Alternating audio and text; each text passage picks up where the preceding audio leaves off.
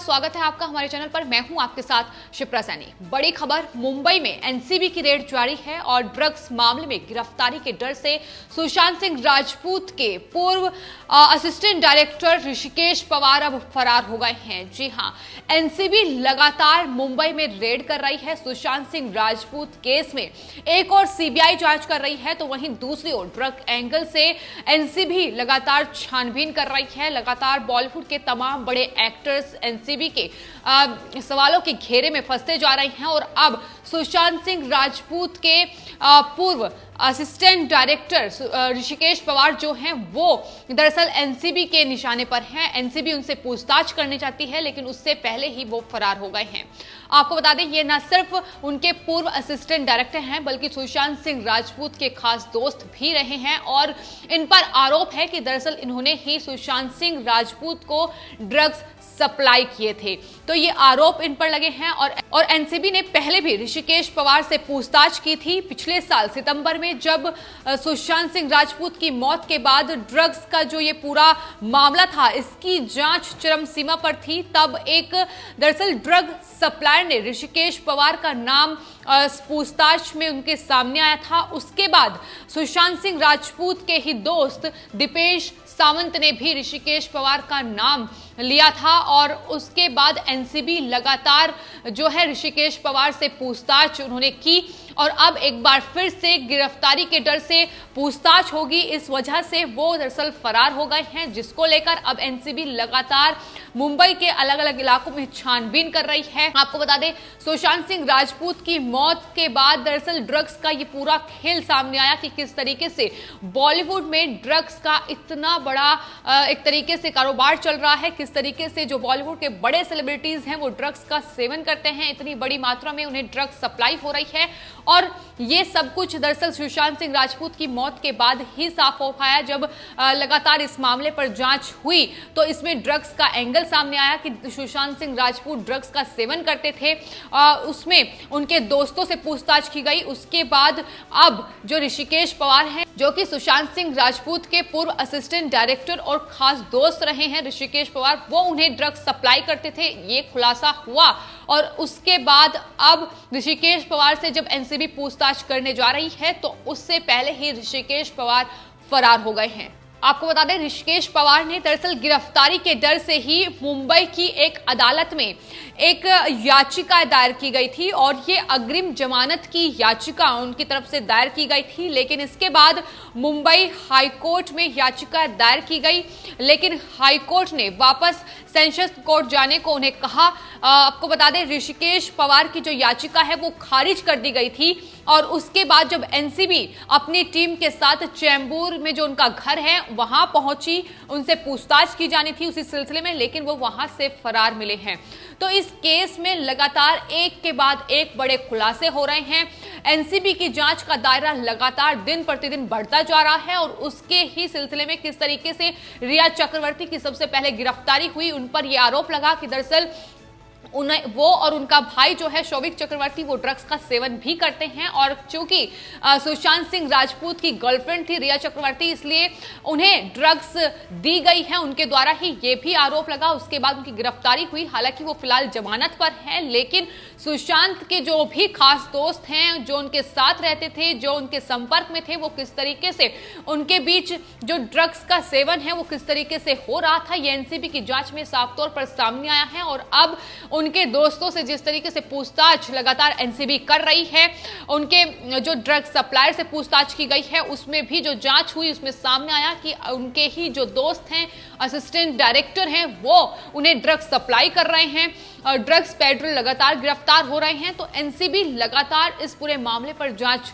कर रही है और जैसे जैसे एनसीबी की जांच आगे बढ़ रही है, वैसे वैसे ही एक के बाद एक बड़े खुलासे सुशांत सिंह राजपूत केस में हो रहे हैं। वहीं दूसरी ओर न सिर्फ सुशांत और उसके खास दोस्त इस पूरे ड्रग्स एंगल में फंसते नजर आ रहे हैं, बल्कि बॉलीवुड के तमाम दूसरे बड़े स्टार्स किस तरीके से सुशांत सिंह राजपूत की मौत के बाद उनका नाम सामने आया कि वो किस तरीके से ड्रग्स का सेवन करते हैं। दरअसल ये भी रिया चक्रवर्ती की गिरफ्तारी के बाद ही खुलासा हो पाया है। आखिर जो व्हाट्सएप चैट थी वो जिस तरीके से सामने आई, उसमें कई नाम सामने आए कि किस तरीके से ड्रग्स का की सप्लाई हो रही है, किस तरीके से ड्रग्स का सेवन हो रहा है।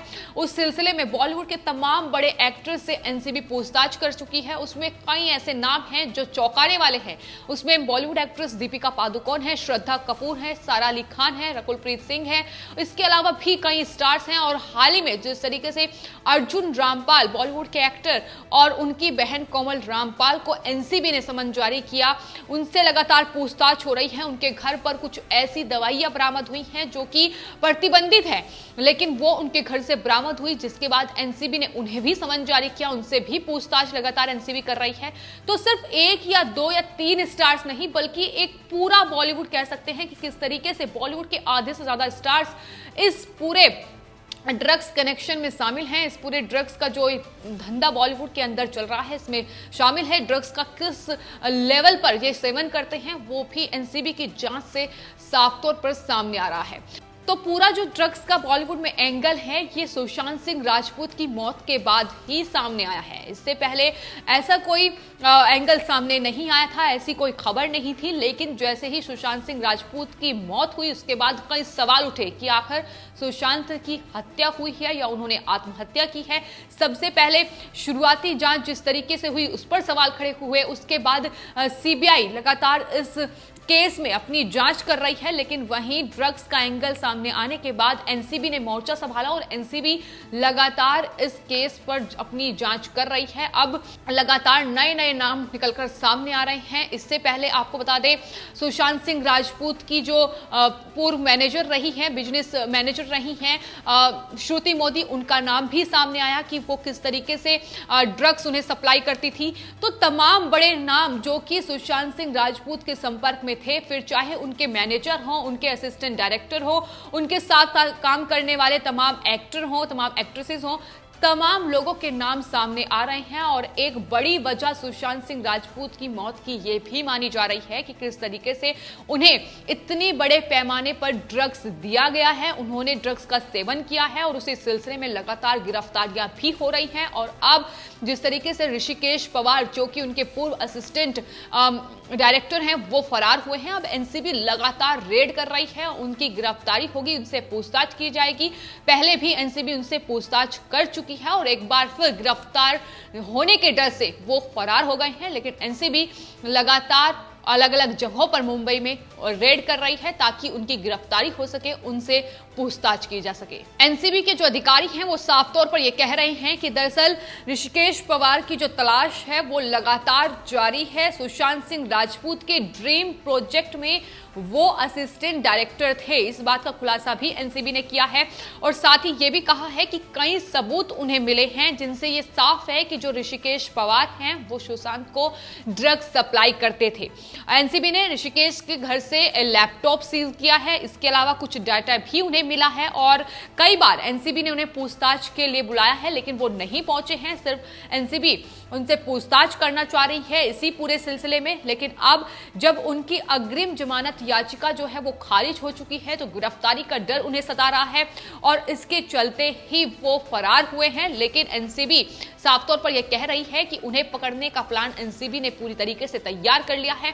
आपको बता दें, न सिर्फ ऋषिकेश पवार जो कि असिस्टेंट डायरेक्टर उनके ड्रीम प्रोजेक्ट में थे, बल्कि उनके दोस्त दीपेश सावंत से लेकर उनके घर वाले और साथ जो उनकी डायरेक्टर रही हैं, जिन्होंने उनका बिजनेस संभाला है, उन तमाम लोगों से, सुशांत के इर्द गिर्द जितने भी लोग थे, तमाम लोगों से एनसीबी लगातार इस पूरे केस में अपनी जांच कर रही है, पूछताछ की जा रही है। और यही वजह है कि एक के बाद एक तमाम ये जो बड़े नाम हैं ये निकलकर सामने आ रहे हैं। और जाहिर है कि सुशांत सिंह राजपूत की मौत एक बहुत बड़ा सवाल खड़ा करती है कि आखिर उनकी मौत हुई है या उन्होंने आत्महत्या की है, और अगर आत्महत्या की है तो इसकी क्या वजह है, ये भी सवालों के घेरे में है। लगातार सीबीआई एक और इस पूरे केस की जांच कर रही है। अभी तक सीबीआई की रिपोर्ट सामने नहीं आई है, लेकिन सवाल बना हुआ है कि सुशांत सिंह राजपूत की मौत कैसे हुई और अगर इसमें ड्रग्स एंगल का जो केस है अगर वो सामने आ रहा है तो आखिर किस तरीके से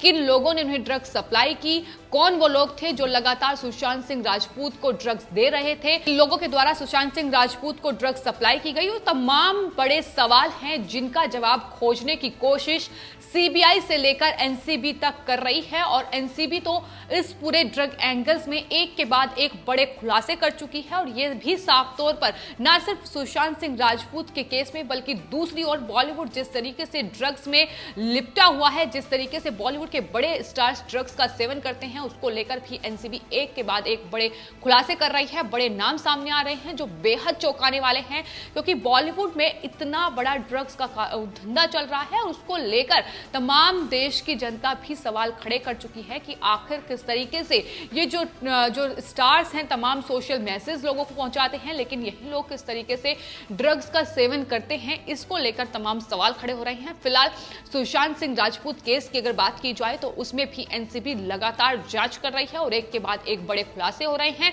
फिलहाल देखना होगा कि क्या एनसीबी ऋषिकेश पवार को कितनी जल्द गिरफ्तार करती है और क्या पूछताछ में सामने आता है। फिलहाल जो मौत है सुशांत सिंह राजपूत की वो रहस्य ही बनी हुई है कि आखिर सुशांत की मौत हुई है या उन्होंने आत्महत्या की है। फिलहाल आपके इस पूरे मामले पर क्या राय है हमें कमेंट बॉक्स में जरूर लिखें और चैनल को सब्सक्राइब करें। धन्यवाद।